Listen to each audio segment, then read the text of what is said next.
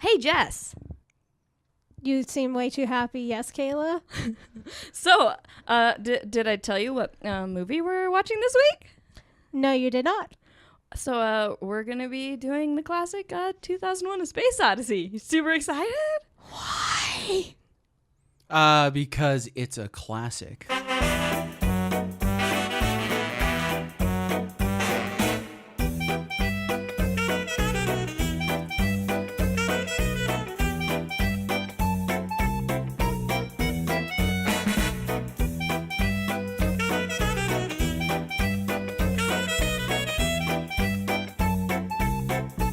Hello, and welcome to the It's a Classic podcast. I'm Jess McAllister, one of your hosts. And I'm your other host, Kayla Miller. And this week we have a guest. Introduce yourself. Hi, my name is Moses Norton, and that's it. That's it. That's it. And he's seen this movie and knows about this movie. I've seen this movie probably more times than years I've lived. And that makes sense. And me and Jess can't quite fathom why anybody would do that. So that's why we have Moses here to explain that. Yes, hopefully. And it's not just gibberish. All right, well, 2001 A Space Odyssey was made in 1968. It is 2 hours and 41 minutes long. It's very long. So long. It was directed by Stanley Kubrick. Kubrick? Kubrick? I've heard Kubrick. I've also heard Kubrick. I usually say Kubrick. I've heard about Stanley K. Stanley K. Stan K. Stan K in the Cooler house. than Stan Lee. Anyways, did you know with the time signature that you gave, did you know the premiere was longer than the current movie that you can see? Yes, I actually did know that. Oh, nice. That's cool. I knew did you it know because that, I Googled it right before watching the movie. Okay. That's the only reason. Otherwise, I would not know that. That was the factoid that I learned today, so I was super excited about it.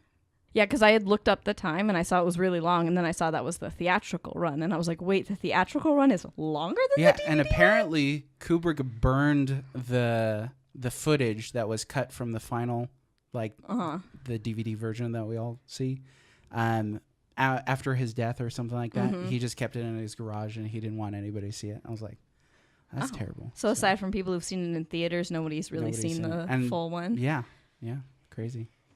That was a factoid I learned when we were very nice to my dad and took him to the LA County Museum of Art. And they had the Stanley K exhibit. Oh, that's so cool. And we were there for like 2 hours. Long enough to watch the movie, ironically. Just about. We're sorry to say Jess is not a big Stanley K fan. I've right. only watched like 2 of his movies, so Which I'm are? 50-50 because I love Dr. Strangelove. Okay. But this movie, not I as into. enjoyed Dr. Strangelove. Yes, it was weird. That is a dry film, though. It is very dry. It takes a while. Yeah. The jokes take a long time to hit, but Okay, but sometimes then they hit. Oh, go ahead. AI, artificial intelligence, that is a dry movie up until you get to Gigolo Joe.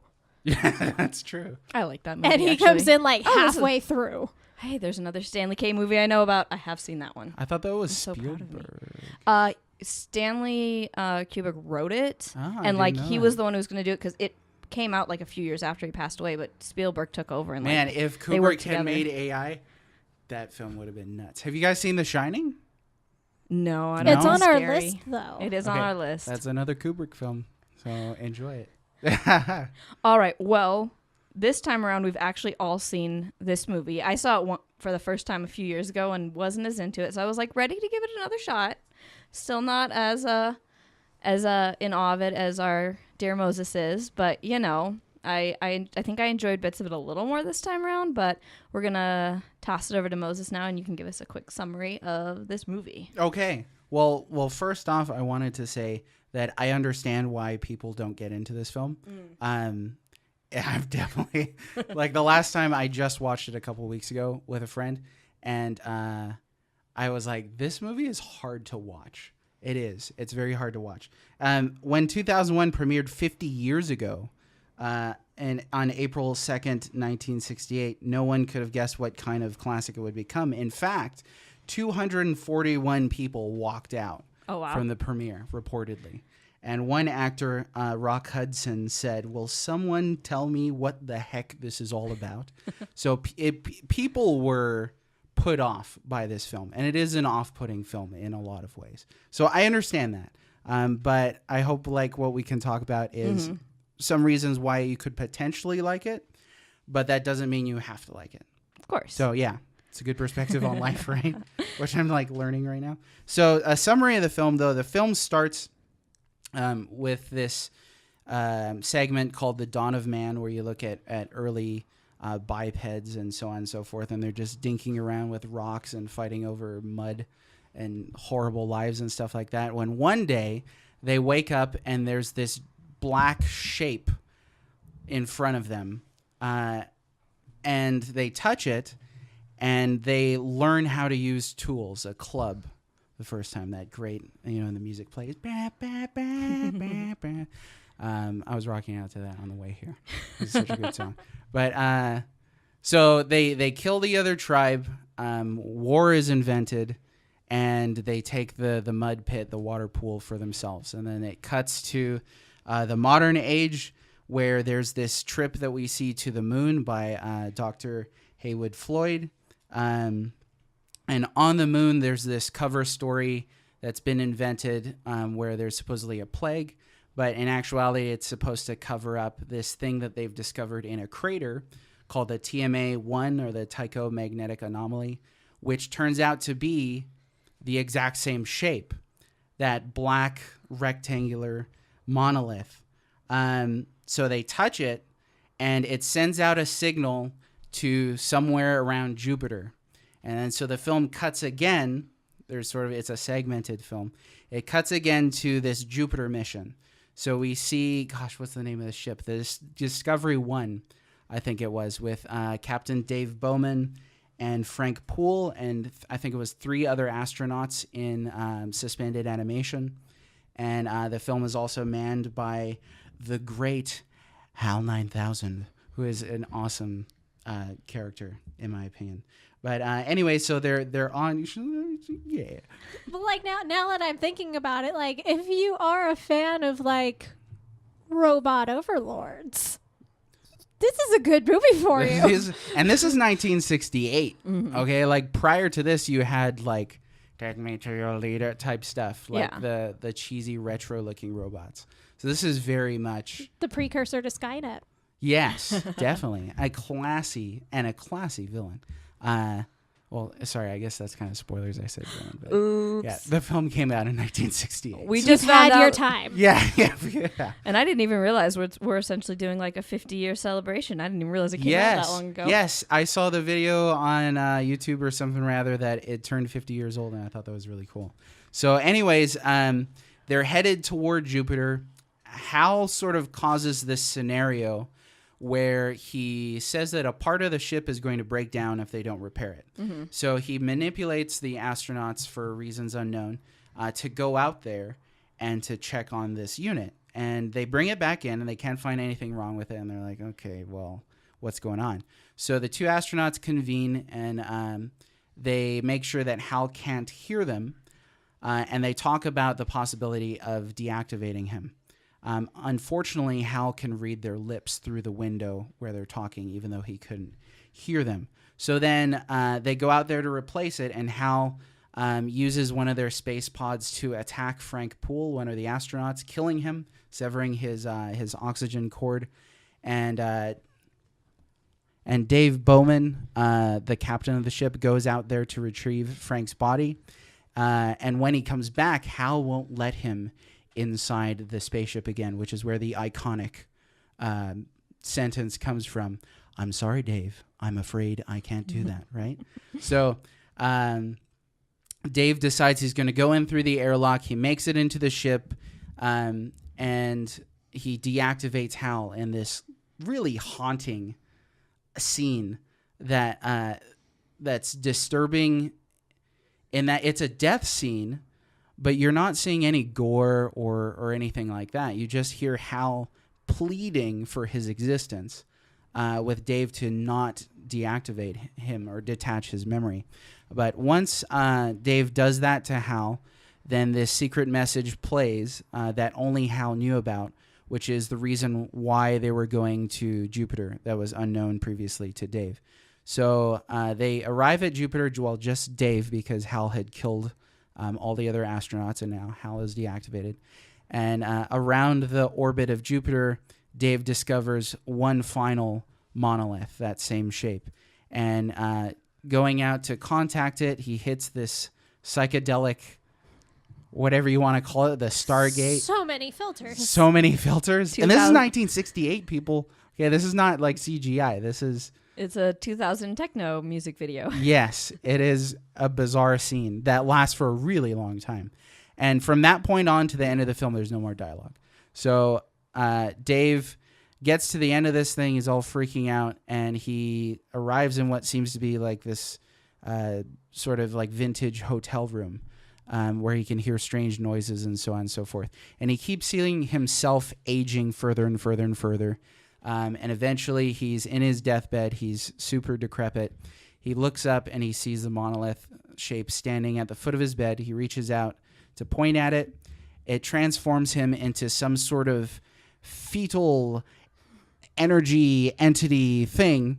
Floating baby. Right, collectively. In space. Yes, collectively known as the Star Child. Not by the film, but I can't remember if that was in the book or not. But so this Star Child, Dave Bowman previously, goes back to Earth, and the final shot of the film is him looking down at the planet. So, and that is the end of the movie. It's a very interesting and weird movie indeed. Yes. Yeah. Now, you mentioned the whole, well, at the beginning, it does start with, like, the apes and all that. And I got to say, like, it was just, like, 14. I checked. It was, like, 14 minutes of just, like, apes wandering around. To have to sit down for, like, the first time this movie came out, and you're just sitting there for 15 minutes going, like, okay, it's just monkeys, like, jumping around. What is happening? Imagine. Also taking into consideration that the movie was different when it first came out in theaters. I can't imagine walking in. I could see why people would walk out. Mm-hmm. Right. Because like sitting there for like 15 minutes of that. Did I walk into a nature documentary? And maybe all the extra cut footage was just from that segment. Imagine like 30 minutes longer. of monkey. Yeah. And I tried to find the quote. I could not, where someone asked Stanley K, why would you film this film? Why would you film the satellites? Like the spinning to the Blue Danube, you know, the super slow sequence. That's gorgeous, but it's so slow and long. There's a few of those scenes. Right. And he said because they're beautiful. So it's a film that's about the appreciation of beauty, really, about the appreciation of cinematography and the art of filmmaking, so that the film doesn't have the kind of immediacy, entertainment value that certainly most science fiction films do have. A lot of science fiction films are basically just action films with science fiction premises. But it was set out to be the ultimate science fiction film, the penultimate good science fiction film. And so in that sense, it's all about the premises. It's all about the themes. It's all about the concepts and not so much like action set pieces. Like there's none in the entire film. So I gotta say, I do love a lot of the science stuff that they add into it, like those like grip shoes that had them like walking. Those look like ballet slippers. Yeah, the whole like gravity scenes where you can tell the actors are like making their arms like move up and down, but then the people with the shoes are like, you can tell it's like the specific shoes. I was just like, that's cool. I did really enjoy the cinematography. I loved how he shot some of the scenes like with them walking around. Yeah. And that was all built in a carousel that was turned, obviously, you know, and like the camera turns with it. But the magic of Kubrick's weird eye, the dude had a weird eye in filming. He always did this thing, and now my wife and I do it when we watch films that do the same thing. We'll go like that, like make a vertical movement with our hands, because he'll create this perfect forced symmetry a lot of times. And it's surreal because you never see that in life ever, because things are never like perfectly aligned. But he perfectly aligns. There's like the sun, moon, and you know the stars, and then the monolith. There's a scene where you're looking out the front of the spaceship, and you've got Hal in the middle, and all these panels organized perfectly symmetrical. He does it on The Shining, where the two girls are standing down the hallway. And it's weird. Lies. I wrote in big capital letters when they were looking at one of the screens. When they were landing. Oh, that scene. One of the screens is off center. Okay, well, And my OCD mind was like, they're looking at that and it's not even centered. was it the moon landing? It might have been, but it was supposed to be like a circle and then the crosshairs, and the crosshairs were not in the middle of the circle. Right. Okay. And it So bugged that me. potentially could have been because it was a landing mechanism, right? Like trying to center it. But he doesn't do it in every shot, though, obviously. If he did it in every shot, I think the film would And probably I think be unwatchable. that might be more like props / like. I don't think they had a CGI department back then, so that was probably No. like them doing like a video, and so that was probably more on them than on Stanley. Yeah. But yeah. talking about the slippers, the Velcro gravity shoes, I found a quote that said, "This film is not outrun by science itself." And watch some science fiction films from the 80s and 90s, and they're already outdone by science. Oh, But you completely. watch 1968's 2001: A Space Odyssey, and this is a film where they had science advisors. They had scientists to help them keep it grounded. There's only a couple times where there was something I was like, yeah, that's a little iffy. But for the most part, I mean, the film's got tablets. It has, Skype communication from the orbit of Yeah, Earth. the video phones. Yeah. Yeah, the video phones.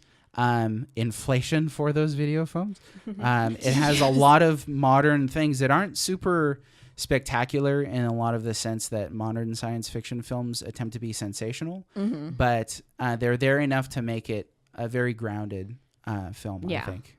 Still gives it that futuristic feel without having to be like crazy over the top I mean, flying cars. bear in mind, they hadn't even landed on the moon when this film was made, and it depicts a moon landing. Like, that's pretty crazy.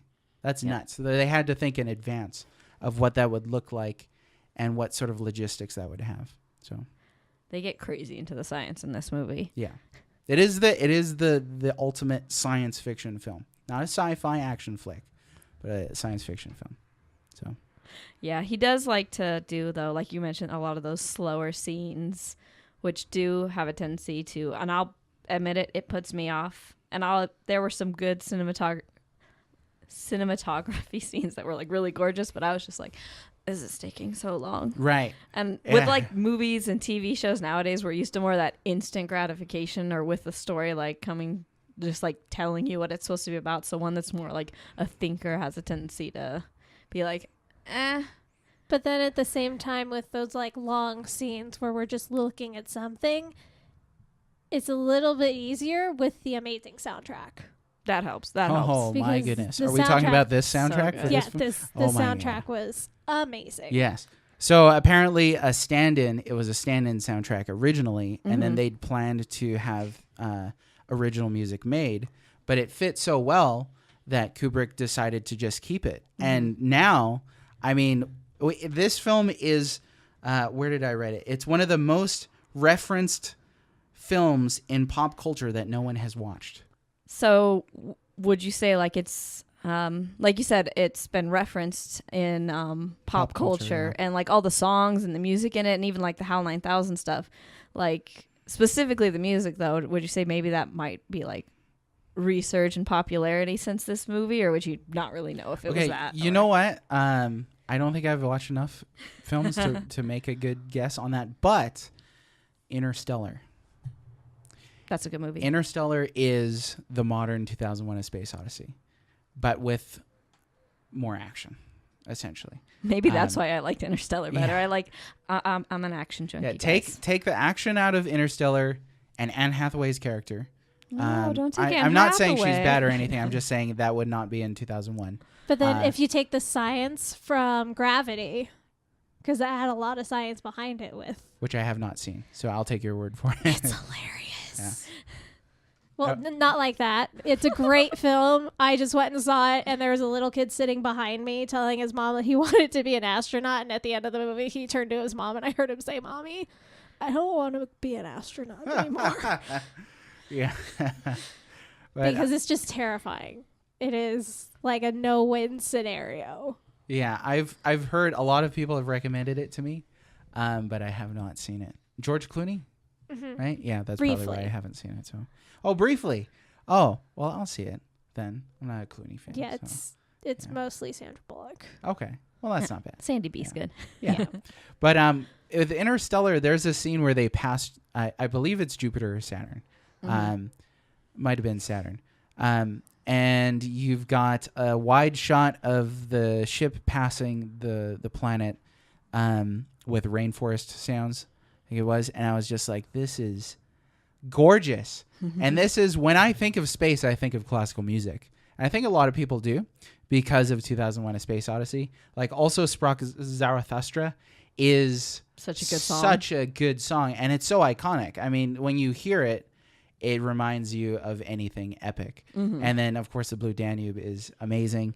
I think of ballroom dancing when I hear that one. Yes, it's such. There's a song that plays with like a grace to it, because like ballroom dancing has such grace to it. So that with and space, it's just graceful. Yeah, and the spinning satellites in slow motion. There's so much grace is a good word. There's so much gracefulness in this film. That's just downright beautiful. Now, it might be a sensation kind of like going to a museum and seeing a beautiful painting and the line moving too slow. If you get that analogy, it's just, you're like, this is gorgeous, but I kind of want to move the pace along. Yeah. That's 2001. So it is a beautiful film. But another song that is in the film, Lux Aeterna, is this crazy, haunting, high soprano film. I almost wish we could play it right now, but it's music, I beg your pardon, that conveys a sense of awe and the smallness of humanity in the face of the universe. There's not a lot of that in especially action sci-fi. You think of Star Wars. Star Wars is, of course, a great set of films. I have not seen The Last Jedi, so I can't vouch for that. But at least the trilogy, the original trilogy, right?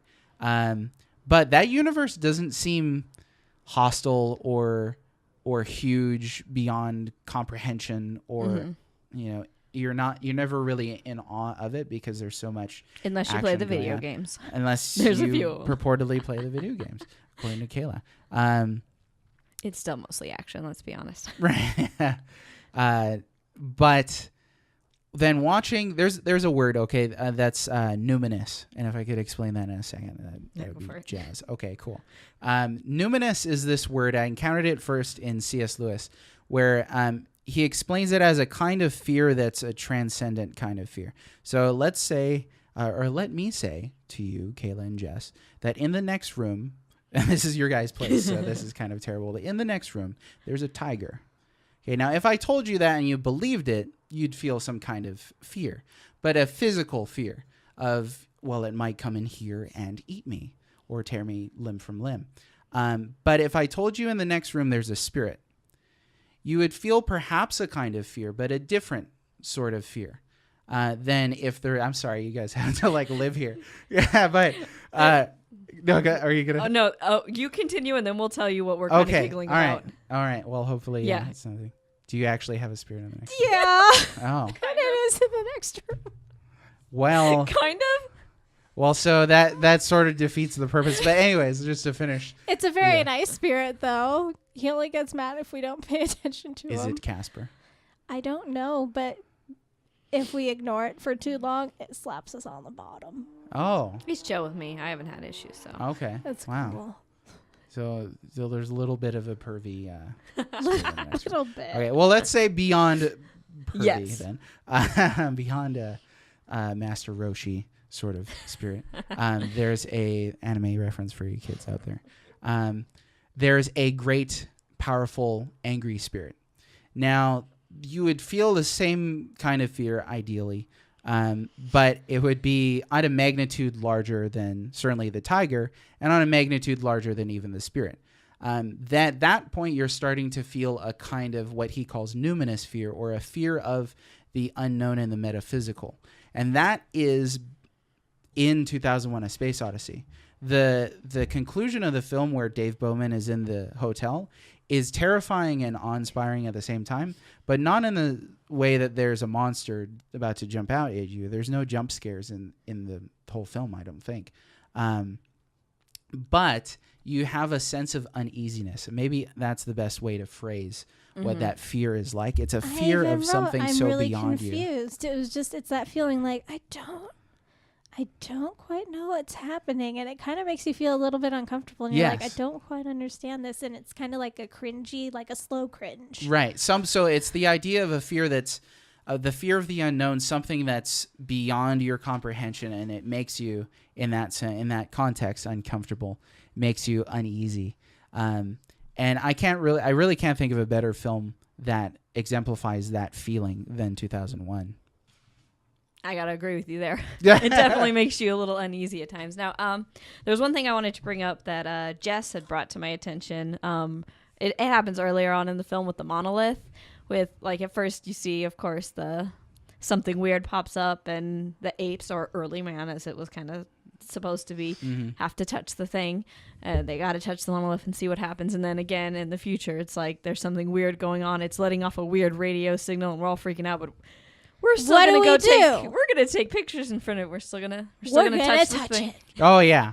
Well, humans got to touch the thing. Yes. Our curiosity is going to be our ultimate undoing. That is a good point. Have you guys played Horizon Zero Dawn? Not yet. Not yet. Okay. My husband has, though. Well, good game. But again, curiosity and humanity's ability to make poor choices in any situation. Just like, I don't know what this is. Let's touch it. That's what it is, though. It's in every sci-fi thing that you ever see. There's something we're not supposed to do. It's something new that we discover. What do we do? That's how the Alien franchise got started. Yes. And good sci-fi, in my opinion, is cautionary tales. When a science fiction film is like, guys, don't do this, then that's a good sci-fi. Because it's sort of like, hey, you want a dystopian society? You want, again, the Horizon Zero Dawn, you want a future where there's like virtually no technology and you have to fight off robot dinosaurs? Well, go ahead. Invent robots that can self-replicate by eating biomatter. Like, why would anybody, Skynet, why on earth would you And do yet that? Right now we are currently building different artificial intelligences, and we're trying for that. Yes. It's not even science fiction, it's science fact. Yes. How long until we get HAL 9000?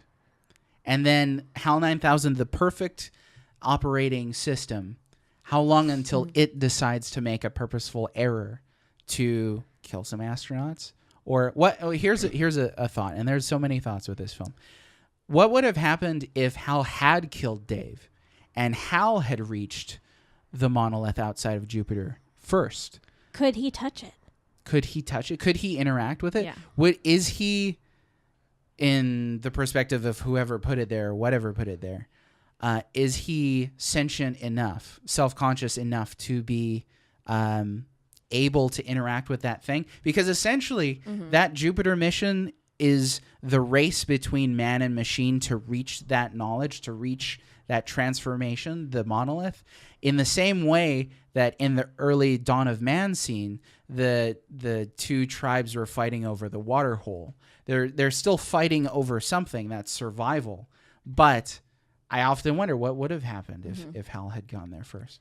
I have a quick-ish question for you, because I don't know. This is the thought that I had when I was watching the movie, because they touch the monolith at first, the early man, and then they kind of evolve and get the clubs and things like that. And then they touch the monolith, and then it jumps to 18 months later when they have Hal, who's like this robot that's having like feelings and stuff. Was that like, oh, we got that inspiration from the monolith? I know it shot the thing to Jupiter, but was that like another jump? To like a jump of knowledge? Like, was the monolith responsible for Hal being created? Yes. So I think so. I recall that once I looked up the timetables according to the film. It's actually different in the book. The book and the film were written at the same time.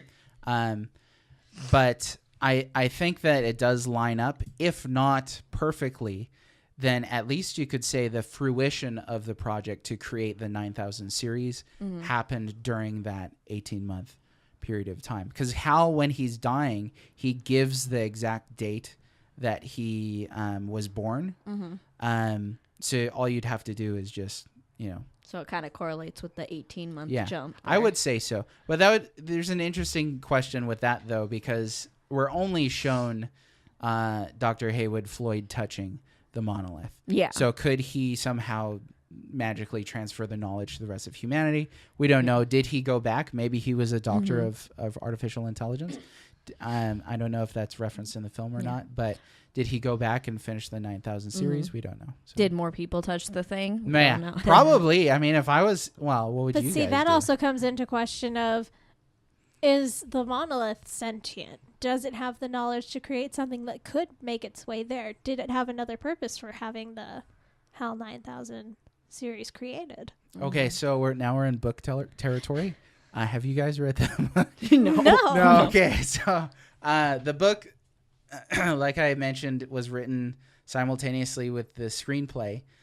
So there's a lot of shared ideas. The movie is much more mysterious. The book is very much, it over-explains, in my opinion. It actually has the monoliths as crystals, not as black shapes. I think the black shape was a wiser choice. It's much more stark. The early man that touches it at the beginning is named Moonwatcher. It's another little strange tidbit. But anyway, where was I going with this? I was asking if the monolith was sentient. Oh, yes. So the book talks about the aliens that that created those artifacts. So it's been a while since I read the book, but I think the gist was it was a highly advanced biological society, a society of biological organisms that figured out a way to transfer their consciousness into plastic metal machines. From there, they figured out how to convert their consciousness into energy. Therefore, they're invisible, they're metaphysical, they're beyond the scope of any other biological We just crossed society. into Star Trek territory. Right. Yeah. Well, yeah. So that could explain, too, the sense of why there's a lot of times in this film when you feel a presence that isn't there. The film does not depict the aliens. Neither really does the book. It just explains a little bit about them. But the idea then is that these aliens, having reached the limit of their own evolution, decided to create or help along the evolutionary path other organisms throughout the galaxy, throughout the universe. So they seeded this artifact so that humanity could flourish, and then they seeded the Tycho magnetic anomaly on the moon so that it could wait for when humanity reached that level of space travel so that they could discover it. It was not the hand touch that triggered the signal. It was the monolith being touched by sunlight for the first time. If you look at it, there's so because they had to unbury it, right? Yeah. So once it was unburied, it touched the sunlight. There was a sunrise on the moon. Yeah, because I think they said like it was giving off a signal, and then they went out. It was to a check magnetic. They that's also how they mentioned found it. like it might have been deliberately buried because I wrote Right. deliberately buried, maybe for a reason. Right. And so the reason then would have been to share whatever they had learned as far as reaching the limit of evolution. So then the idea is that Dave reaches the final monolith and goes through that Stargate and is transformed into the very existence that those aliens have. So they are those light entities. They're made of energy or whatever you want to call it. So that's my Okay, idea but then of at the it. same time, like going back to like what would have happened if Hal had been the one to touch it? Right. Yeah. That's Could his interesting. consciousness have been? Well, I mean, it's essentially magic. Yeah.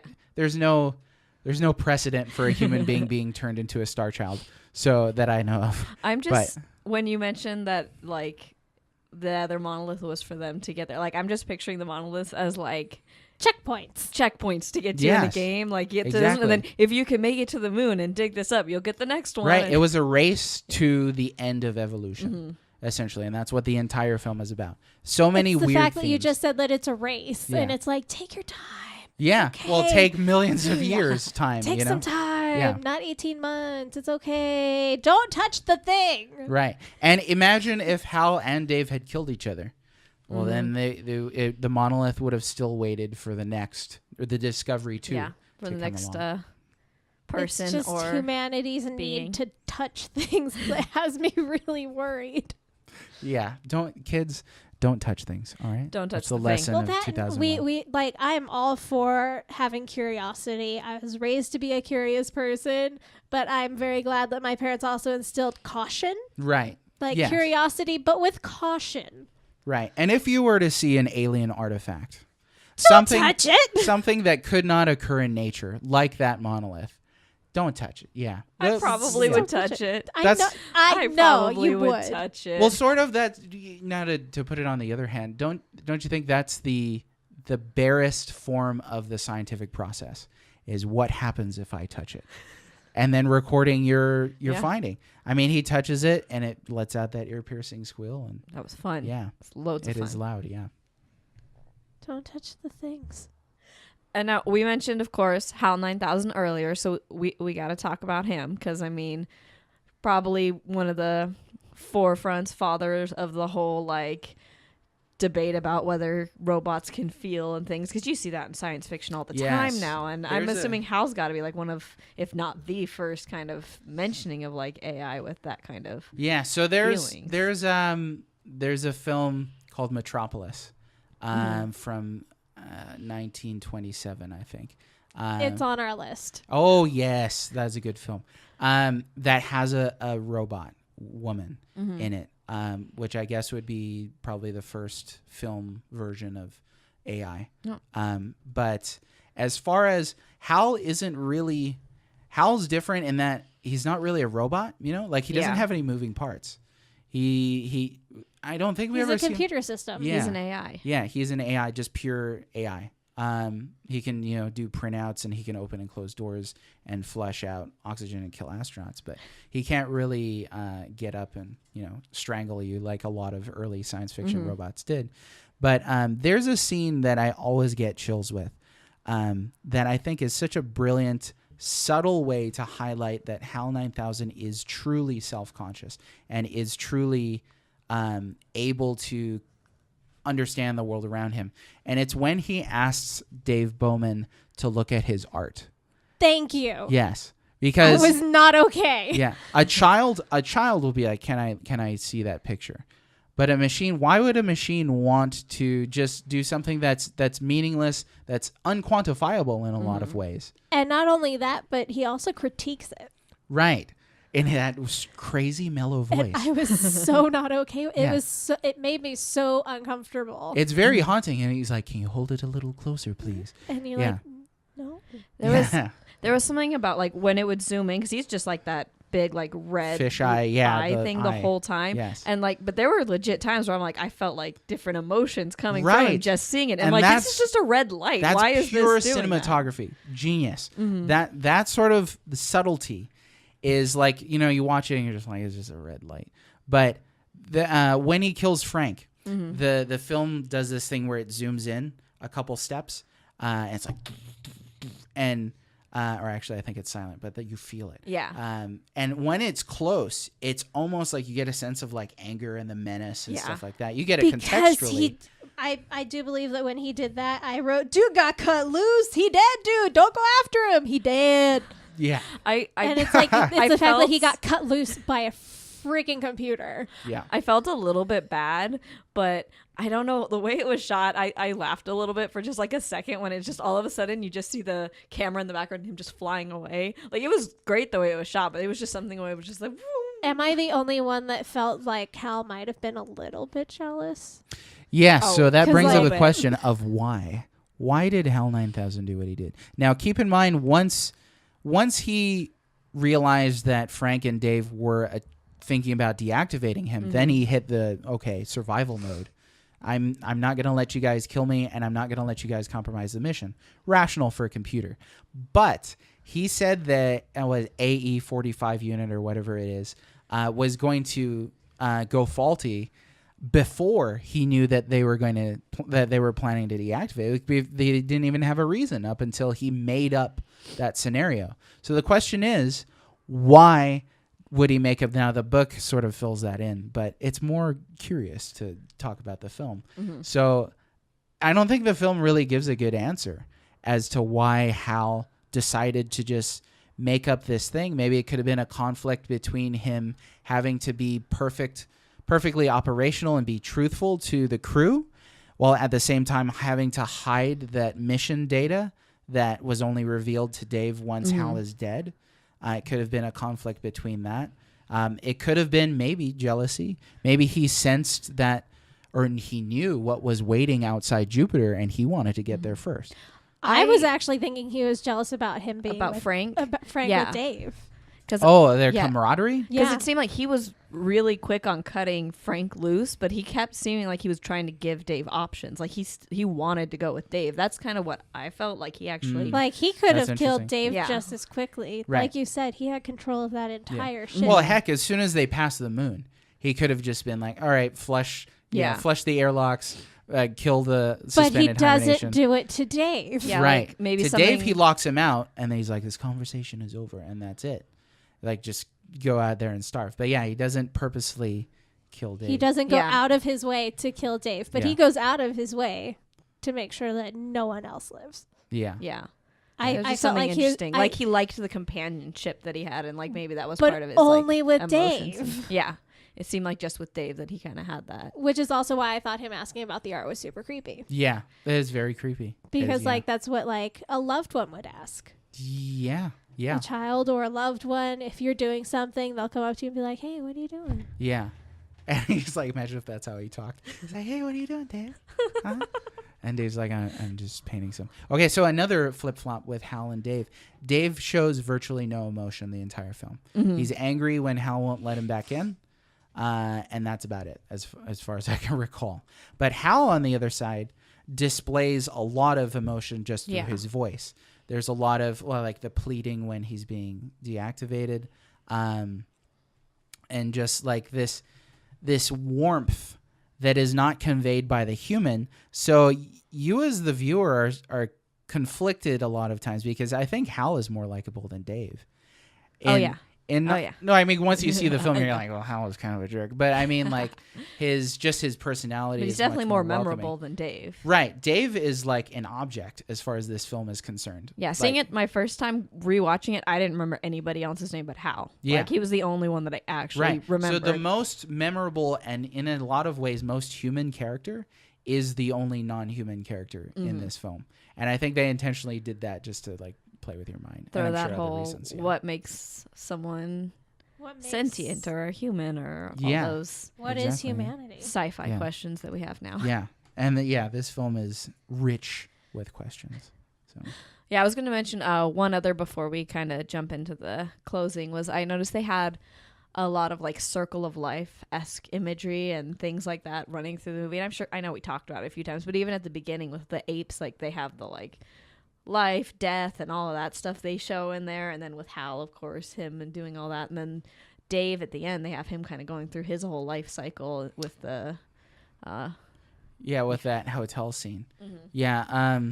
After the 10 minutes of filters. Yes. Yeah. And I don't know why he ages. Every time I watch the film, I'm just like, why? Is he like there that whole time, or is it like jumping? There's also a part of me that was wondering, is it him that's aging, or is he watching himself at different stages of the aging process?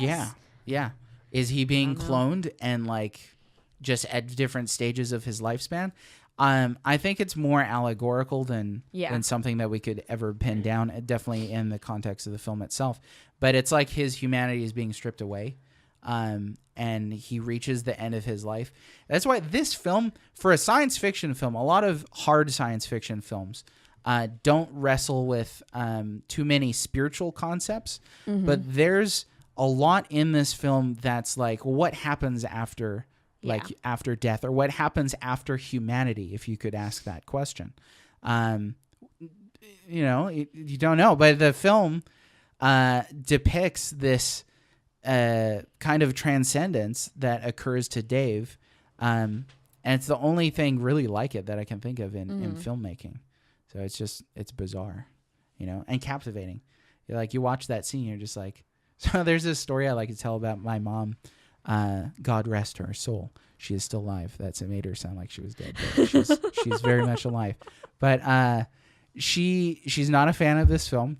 My dad used to love it when I was a kid, which is probably why. But well, there's other reasons. So, anyways, we tried watching it once, and she was just like, "Oh my gosh, this film! Can't stand this film. Blah blah. So bored." And there's a couple times when she was sitting on the edge of her seat, just enraptured with the moment in the film. I came out very much not liking the film at all still, but when you're watching that final scene where he's in the hotel room, it is one of the most captivating, like hypnotic almost scenes in film history, to where you can't look away. You feel like you want to look around the corner faster and see what the sound is. And it's just like you can't look away. It's one of those weird things. I definitely have to agree with you with that one because I'm closer to your mom. I still, even second time, even talking it out with you and stuff, still not a big fan. Don't know if I'd really want to watch this movie again, but there are moments where you just sit there, you're like, oh, okay, what's going to happen? Right. And I think that's just the way this kind of film is. I would be skeptical if I met someone that was like, man, that film's entertaining, because I'd be like, not really. In like, again, in that immediate sense, it's a think piece, and it's a film where you're in awe of it and its beauty, but it's not very much a blood pumping hype sort of a film. Yeah, I'm curious, like, if it was made today, I mean, we'd probably have seen the aliens. There probably would have been, like, a fight scene with Hal or something. They probably would have cut out a lot of the slower stuff. They would have fought on the back of the monolith, just like a fist fight, like at the end of Metal Gear Solid. He would have come out like Hal as a robot with a red eye. And, yeah. Oh, yeah, definitely. This film could not have been made today. The closest thing, again, I think, is Interstellar by Christopher Nolan. And even that's got huge differences. Yeah. So nobody. No, but what is it with Dad's liking this film and Mom's not liking it? Because my dad loves this film. He adores it. My mother, not so much. Yeah, I don't know. And I'm a dad, so we found a similar thing with Dune. I think it might have just been during that time, sci-fi movies and stuff like that weren't really around as much. And I don't know if many movies were quite... to this day. Yeah. Like, my mom will try and watch apparently. Yeah, they're like dad films. I'm sure there's some moms out there who love it too, but yep. There probably are. That's all I could say on that. I don't know of any. We just know a lot of dads who like it, apparently. Yeah, it's okay, we know one that doesn't. My dad does not like this movie either. Well, your dad is an action one too, though. Yeah, and I don't think your dad is. I get that from him. Is the typical dad. Your dad is unique in many ways. That's for sure. Yeah. Hope you're listening, Sam. All right. So do we have any final thoughts? Want to mention anything else about this film before we jump into ratings? No, I'm good. I won't sing my song. Are you sure? Jess did write a song about Hal. I got really bored. I'll let you sing it at the end. It was Hal's death scene. And when he starts singing, I was like, this got made today, it would be something like this. And then I started writing. Are you going to sing it? Okay. I got this feeling inside my boards. It goes electric wavy when I get flipped on. All through my circuits, all through my home screen. We're flying up, no spamming when we're in my drives. I got that sunshine in my hard drive. Got no soul, I'm incomplete. That was beautiful. I'm sure that the ghost of HAL 9000 would appreciate. I like the last line the best because that's kind of a good one. That's a good one. It encompasses Hal. Like, this is for you, HAL 9000. My homie. One of the best movie villains. Yeah, that film has been, or that film. I don't think he was a villain. Oh, now there's an interesting question. Well, he's a murderer at the very least. But like, is he the villain of the film? On a different scale, like... Well, is Dave Bowman a hero? He didn't really do anything. He manned a ship and tried to get Frank Poole's body and failed. Big time. Big time, yeah, and didn't do much else. He didn't protect his crew. I don't think it's a film that has easy, clear-cut, like villain, hero. No villain. Right, sort of thing, yeah. I also feel like Hal... was kind of like, you guys, you shouldn't know this yet. What do you mean? I don't follow. I don't think that he wanted to get to the monolith first I feel like he wanted to just stop everybody else from getting there. Like he didn't think humans were ready to evolve I feel to that like level. I feel like he was sentient enough to realize, like, are we really far enough along? Maybe that's why he kind of started sabotaging and saying, "Oh, this is broken. Humans on are the too ship," imperfect to reach that." I mean, that's possible because in the 9000 series had no operating errors. So if he was a perfect being in whatever his context is, maybe he was like, humans are too imperfect to reach this. So if he killed Dave, or if he killed everybody, would he just turn the ship around, crash it into Earth, and cause like mass extinction? I don't know. Or gotten back to like the moon and been like, nothing there. They're all gone. Yeah, there you go. But HAL 9000's death, I forgot to mention this, has been compared to a rape scene. And when I heard that, I couldn't unthink that every time I see that scene. Because he's completely helpless against Dave. Yeah. There's absolutely nothing he can do. And Dave is methodically removing those memory files. Yeah. Except for one of them, he skips one. Things. He does skip one because remember when he was talking to Frank, and I think this is the reason why, I don't know for sure. But remember he was talking to Frank, he said that they would have to keep his base functions intact to keep the ship functioning because his network was the like ship. The nervous system. Right. So they couldn't just like wipe everything out. Hal had already trashed the ship. The book says that like he had expended all of the oxygen in the ship into space. So that's why Dave had to come back in with his helmet on. So he'd already ruined it entirely. So well, that makes that scene just a little bit more terrifying for me. Yeah. No, you watch it. It's a terrifying scene, in my opinion. So, and now in yours. So as I told you. So. Here on the It's a Classic Pod, we have a rating system. It's a star rating system. 1 being, that was the worst film I ever saw. Please never make me watch it again. And 5 being, oh my goodness, this is the greatest thing in cinematic history. Wow. So what's your rating? I think since you're the guest, and I'm I get to go first. Yes, I already. I wonder what he's gonna rate this. Well, I will rate it a 6. No, just kidding.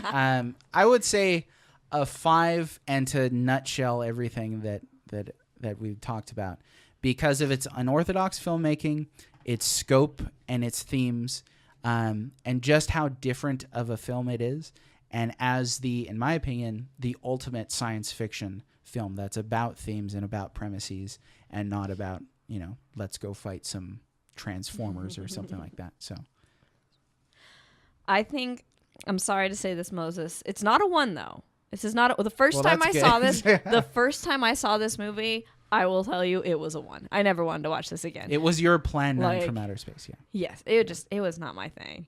And then the second time, there were, like you said, and even talking to you has kind of changed some of my thoughts. There's definitely a lot of interesting things to think about, and it's some very beautifully crafted scenes, but it's still going to be like 2.5. Which I think is the most that the film could hope for, beauty and thoughts. Yeah, it's not a movie I could sit there again. There's just too many of those like long, slow scenes. Maybe I'm impatient, or maybe if I'm like working on a really long project or something, I'll throw it on. But otherwise, I don't think this is going to be a movie I'll. There you go. And it was even hard to watch for me. It's my favorite film of all time, but it's not a watchable film, in my opinion. So, yeah. I'm going to rate it with a solid 3 because of how much discussion that you can have afterwards. Watching it is not a entirely pleasant experience, but getting to talk about it afterwards is. So watching it's like a 2, the discussion's like a 3. Watching it's like a 1 in some places, but afterwards it leaves you with a lot of questions. It leads you to question, like, what is a soul? Yes, thank you. And according to Aristotle, no, just kidding. I don't know. But I would say this conversation was a 5. So, maybe the film's a 2 or a 3, but the conversations afterwards, even like exactly, watching it was a 1, but this discussion was a 5. I averaged it out to the there middle. There you go, to a 3, to a solid 3. Yeah. So I'm watching it with the friend of mine that I mentioned. Afterwards, we talked for a while about the film, and it's such a good film for that. I hate it when you leave a film, and you're like, whoa. what were any like good lines or like Right, you good just parts? Can't think of It was anything. all right. Yeah, you kind of already forgot the film.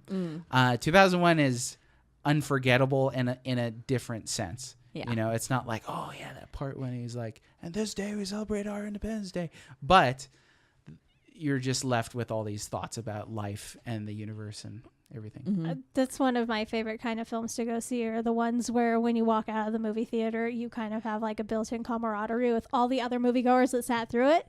I experienced it with one other film, Phantom Thread. It was up for Best Picture this year. And my husband and I went in there thinking it was about something completely different. And it took like a hard left turn.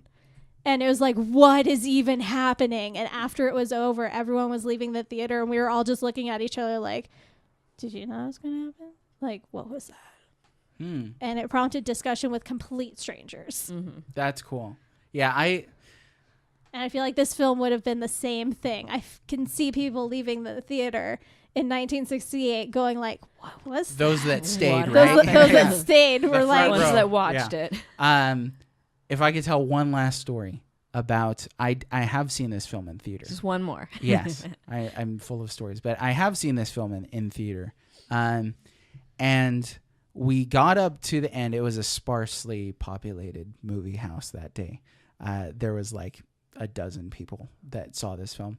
But seeing it on the big screen was amazing. The models, the effects. Anyways, we got to the end where Dave Bowman is lying in bed. He looks up and the lights came on in the theater and Phil Collins started playing. I can feel it coming in the air tonight. But the film did not stop playing. Just the music just overlaid the final scene. So how to ruin one of the greatest made films in all of film history is to play Phil Collins right at the end of the film. So But it's Phil Collins. well, I mean, Doesn't work. who doesn't love Phil Collins? But he has his place. a time and a place. Stayed in Tarzan. I would have even preferred it over the credits, but yeah, now every time I see that scene, I inevitably think about that song. And I got my money back, even though it ruined like the last 30 seconds of the film. So yeah, that's my story. All right, listeners. So you can follow us on the Instagram or the Twitters at It's a Classic Pod, or myself on both of them at Kayla Danvers. And at Jess McAllister with 2 C's. And we'd like to thank you so much for being here, Moses. You want to tell the listeners where they might find you? Sure. Yeah. Well, first of all, thanks for having me. It was a pleasure. I love talking about this film. And it's my first time being on a podcast about this film. And listeners, you should thank me.